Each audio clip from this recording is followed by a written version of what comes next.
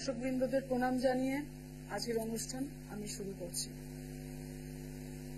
দেখুন, আমাদের তিথির কিন্তু একটা বড় জায়গা রয়েছে। অর্থাৎ যে কোনো শুভ কাজে আমাদের একটা তিথি দরকার, যে তিথি আপনাদের জীবনে সৌভাগ্যর বর্ধন করবে, অর্থাৎ সৌভাগ্যকে বর্ধিত জায়গায় নিয়ে যাবে। প্রত্যেকের জীবনে কম বেশি সমস্যা রয়েছে, কেউ আমরা সমস্যা ছাড়া নই। তো আমি একটা বিশেষভাবে বলবো যে অনেক কাজ, অনেক সময় আমরা ঠিক জায়গায় হয়তো আমাদের জন্মছক হয়তো কোনো কোনো জায়গায় দেখা যাচ্ছে যে মহাদশাটা খুব নেগেটিভ চলছে, বা অন্তর্দশাটা খুব নেগেটিভ চলছে, বা শনির 7.5 চলছে, বা রাহুর মহাদশা চলছে, খুব নেগেটিভ জায়গা রয়েছে। কিন্তু আমাদের একটা বাড়ি, একটা গৃহপ্রবেশ হবে, বা আমরা একটা সন্তানের নামে একটা জমি কিনব। তো এই তিথি এমন একটা জিনিস যেটা আপনার জন্মছকে কোনো সমস্যা থাকলেও সেই নির্দিষ্ট তিথিতে কিছু কিছু কাজ কিন্তু করলে তাতে কোনো দোষ থাকে না।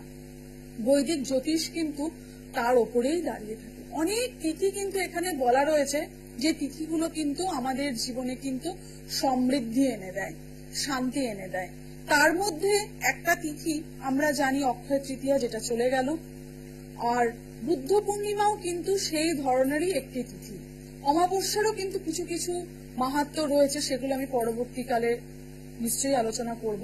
কিন্তু এই যে বুদ্ধ পূর্ণিমার তিথি, যেটা আগামী সময় আসতে চলেছে, এই বুদ্ধ পূর্ণিমা কিন্তু এমন একটা তিথি যে তিথিতে কিন্তু আমরা আমাদের জীবনের সঙ্গে রিলেট করে রয়েছে, অর্থাৎ সম্পর্কিত এমন অনেক জায়গা থেকে চাইলে কিন্তু আমরা সমাধানের রাস্তা এই নির্দিষ্ট তিথির মধ্যে কিছু বৈদিক ক্রিয়ার মাধ্যমে, কিছু পুজোর মাধ্যমে, কিছু জপের মাধ্যমে পেয়ে থাকতে পারি। ধরে নিন, কেউ কাউরির সন্তানকে নিয়ে প্রচন্ড পরিমাণে চিন্তায় রয়েছেন। সন্তানকে নিয়ে দু রকমের চিন্তা আমরা জানতে পারি বা দেখতে পারি। একটা হচ্ছে, দেখবেন অনেক সময়তে সন্তান ছোট, তার শারীরিক অসুস্থতা একের পর এক লেগে রয়েছে। অর্থাৎ আপনার সন্তান কোনো মতেই খুব ভালোভাবে ঠিক বেড়ে উঠতে পারছে না, কোনো না কোনো সমস্যা, কোনো না কোনো প্রবলেম কিন্তু রয়েছে। এটা কিন্তু তার মায়ের জীবনে একটা বড় একটা চ্যালেঞ্জের ব্যাপার নিয়ে চলে আসে, যে বাচ্চাটা এত অসুস্থ হচ্ছে, কেন হচ্ছে। তো আমি বলবো, এই বুদ্ধ পূর্ণিমার তিথিতে, যদি বুদ্ধ পূর্ণিমা এবং তার আগের দিন থাকছে শুক্লা চতুর্দশী, এই দুটো তিথি কিন্তু বিশেষভাবে কাজের জন্য খুব ভালো। যাদের বাচ্চারা প্রচন্ড পরিমাণে অসুস্থ হচ্ছেন, তারা ছোট ছোট বাচ্চা যদি 5 বছরের নিচে হয়, তাহলে আমি বলবো বাড়িতে যদি আপনাদের গোপাল থাকে, গোপাল যদি বাড়িতে থাকে, আপনারা গোপাল সেই দিনকে নতুন ভাবে গোপালের কাছে এক টুকরো ফিটকিরি, যে ফিটকিরি আমরা ব্যবহার করি, সেই ফিটকিরি আর একটু হলুদ ফুল আর একটা অশ্বত্থ পাতার মধ্যে স্বস্তিক চিহ্ন, এই 3টে জিনিস, একটু ফিটকিরি, স্বস্তিক চিহ্ন, একটা অশ্বত্থ পাতার মধ্যে কুমকুম দিয়ে অঙ্কন করবেন, আঁকবেন হচ্ছে কুমকুম দিয়ে করে। এইটা গোপাল বাড়িতে থাকলে সেদিনকে আপনি সেই পূর্ণিমার দিনকে গোপালের কাছে পুজো দিয়ে রাত্রিবেলায় আপনি কিন্তু এটা আপনার বাচ্চার বালিশের মধ্যে রেখে দিন। বাচ্চা যদি ভয় পেয়ে থাকে, তার যদি দীর্ঘ সমস্যা থেকে থাকে, তাহলে কিন্তু তার এই সমস্যা থেকে মুক্তি আসবে। ছোট ছোট প্রবলেম, জ্বর, শরীর খারাপ, ভয় পাওয়া, এই জায়গা থেকে কিন্তু বাচ্চাটা মুক্তি পাবে, অনেকাংশে কিন্তু তার ক্লিয়ারিটি আসবে। তবে সেক্ষেত্রে বাচ্চার জন্মছকে যদি বড় কোনো প্রবলেম থাকে, সেটা অন্য ব্যাপার, কিন্তু ছোটখাটো সমস্যা কিন্তু এতে অনেকটা ক্লিয়ার আউট হবে। এই তিথিটার এতটাই বেশি গুণ।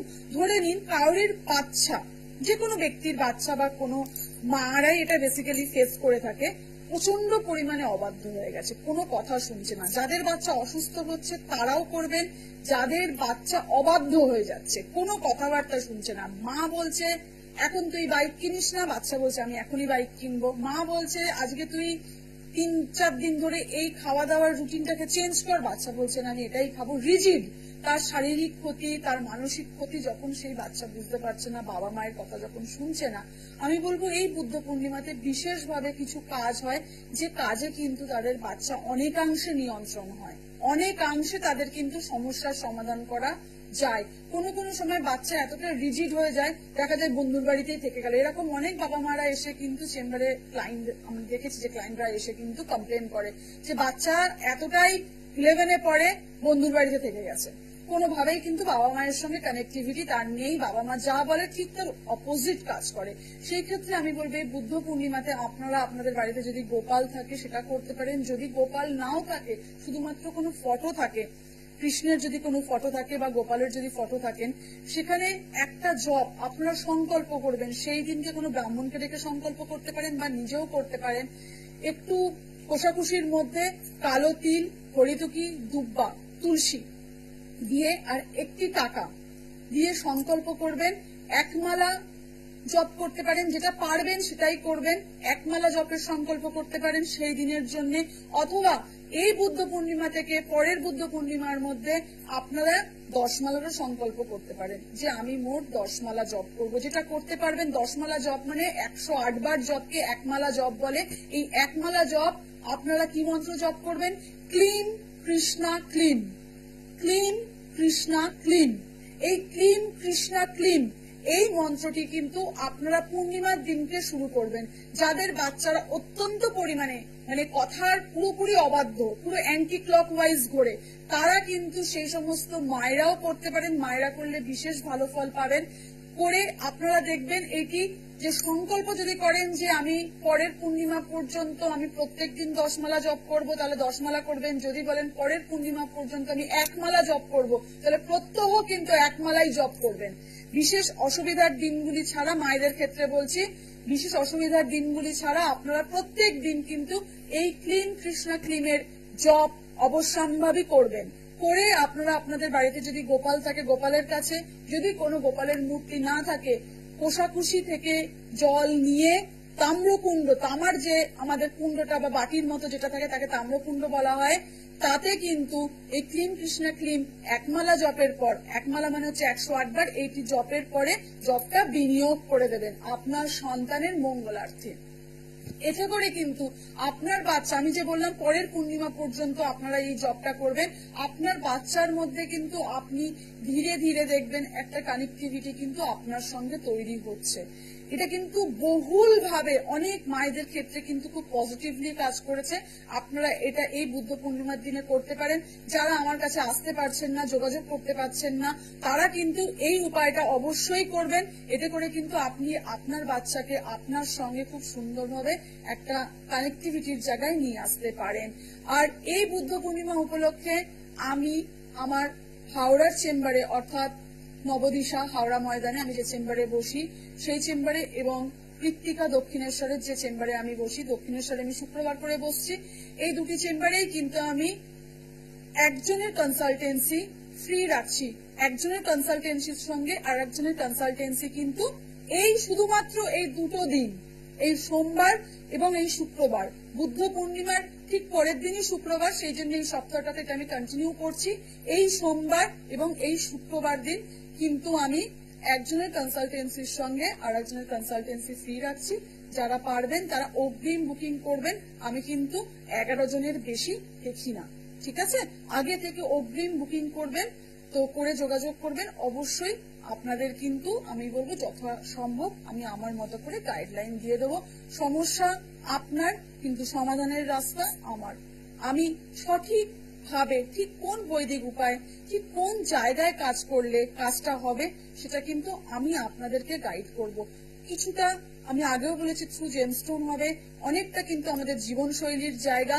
আর যে জায়গাটা হবেই না রিজিড, সেখানে অযথা কিন্তু আমি মানুষকে বিভ্রান্ত করাটা পছন্দ করি না। সেটা কিন্তু আমি খুব স্ট্রেট ফরওয়ার্ড বলে দেবো যে মা এটা আমার দ্বারা হলো না, এটা আমি করতে পারবো না, তাতে কিন্তু আমার কোনো লজ্জা নেই। একটা কথা বলে রাখি, সেটা হচ্ছে বিধাতার লিখনি কপালে নিয়ে কিন্তু আপনি এসছেন। কিছু সাফারিং আমাদের রিজিড, আমাদের সেটা করতেই হবে। সেই সাফারিং যতটা সম্ভব যতটা সম্ভব যদি 60%ও আপনি আপনার সমস্যা থেকে ওতরাতে পারেন, তাহলে জানবেন স্বয়ং ভগবানের কৃপা আপনার সঙ্গে রয়েছে। আর সেই জায়গাতেই আমি বলবো যে অন্য কোনো ভাবে নয়, কোনো মন গড়া জায়গায় নয়, সঠিকভাবে মনে বিশ্বাস রেখে এই বুদ্ধ পূর্ণিমাতে আপনারা কিন্তু এই নিয়মটা করুন। বাড়িতে যদি কারোর গোপাল নাও থাকে তারাও করবেন, বাড়িতে অন্তত ফটো থাকতে পারে, গোপালের ফটো বা কৃষ্ণের ফটো, সেখানে আপনারা একটি মালা দেবেন, একটু তুলসী, যেটা আমাদের পাতা হয়, তুলসী পাতা চন্দন দিয়ে আপনারা দেবেন, দিয়ে এই মন্ত্রটি জপ করুন। এবং এই মন্ত্রটি জপ করলে কিন্তু আপনাদের জীবনে সন্তানকে নিয়ে যে সমস্যা রয়েছে সেটা কিন্তু অনেকাংশে মিটে যাবে। Claim Krishna claim. তবে সংকল্প যা করবেন, আমি বারবার বলি, সেই সংকল্প কিন্তু সম্পূর্ণ করবেন। বলবেন আমি 10 মালা করব, কিন্তু দিনের শেষে গিয়ে 1 মালাও জপ করো না, এটা কিন্তু করবেন না, এটা হিতে বিপরীত রেজাল্ট হবে। সেই জন্য প্রত্যেকটা দিন এটা করুন। এবং সন্তানের পরিস্থিতি দেখার জন্য আপনার হরোস্কোপও কিন্তু খুব সুন্দরভাবে আপনাকে গাইড করতে পারে। শুধুমাত্র আপনার জন্মছক নয়, এখানে কিন্তু আমরা অন্যান্য ডিভিশনাল চার্ট অর্থাৎ D7 চার্ট দেখে বিশেষভাবে, D7 হচ্ছে শুধু সন্তানকে নিয়ে, সন্তান সম্বন্ধীয় যে কোনো সমস্যার সমাধান, কিন্তু সমস্যা এবং তার সমাধান এই D7 চার্ট থেকে কিন্তু আমরা দেখি। এই সন্তানকে নিয়ে যে কোনো সমস্যার সমাধান যদি আপনারা চান, তাহলে অবশ্যই এই বুদ্ধ পূর্ণিমার তিথিকে কিন্তু বিশেষভাবে কাজে লাগান। পূর্ণিমা সঙ্গে কিন্তু আমাদের শ্রীহরি নারায়ণের কিন্তু বিশেষভাবে একটা সহযোগ রয়েছে, এটাকে কিন্তু কোন রকম ভাবে আপনারা ব্যর্থ যেতে দেবেন না। আর যেটা আমি বললাম যে আপনাদের জন্মছক থেকেও কিন্তু সন্তানদের বিচার অনেকাংশে করা যায়, সঠিক নিয়ম, সঠিক জায়গা আর সঠিক সময়, শুধু এটুকু প্রয়োজন। সময় যদি সঠিকভাবে দেন, কাজ কিন্তু সঠিকভাবে হবে। হড়বড় করে যাবেন, 50 জন, 20 জন, 25 জনের পিছনে লাইন দেবেন, তাড়াহুড়ো করে কাজ করাবেন, তাহলে কিন্তু সেই কাজ হবে না। ধীরে সুস্থে আসবেন, অগ্রিম বুকিং করবেন, সুন্দর করে কিন্তু আপনি আপনার জায়গাটা ক্লিয়ার করে চলে যেতে পারবেন। তবে আমি একটা কথা আপনাদেরকে বলে রাখি, কোনোভাবেই কিন্তু মানসিকভাবে অবসাদগ্রস্ত হয়ে পড়বেন না। যারা আমার কাছে আসতে পারছেন না তাদেরকে আমি বিনীতভাবে বলছি, আপনারা কোন রকম ভাবে কিন্তু মানসিক চিন্তায় না পড়ে এই বুদ্ধ পূর্ণিমার দিন একটি মাস, এই বুদ্ধ পূর্ণিমা থেকে পরের বুদ্ধ পূর্ণিমা পর্যন্ত এই জপ আপনারা কন্টিনিউ করে যান। কৃষ্ণের এই জপটি আপনাদের সন্তান কিন্তু অবশ্যই খুব ভালো জায়গা হবে। এবং মায়েরা তাদের ঘরের উত্তর দিকে যশোদার সঙ্গে শ্রীকৃষ্ণ বা আমাদের বাল গোপাল, আমাদের গোপালের ফটো একটা পিকচার লাগাতে পারেন। এই ফটোটাও কিন্তু আপনাদের বিশেষভাবে উপযোগী হবে সন্তানের সঙ্গে সম্পর্কের ক্ষেত্রে। ভালো থাকবেন সবাই। হর হর মহাদেব।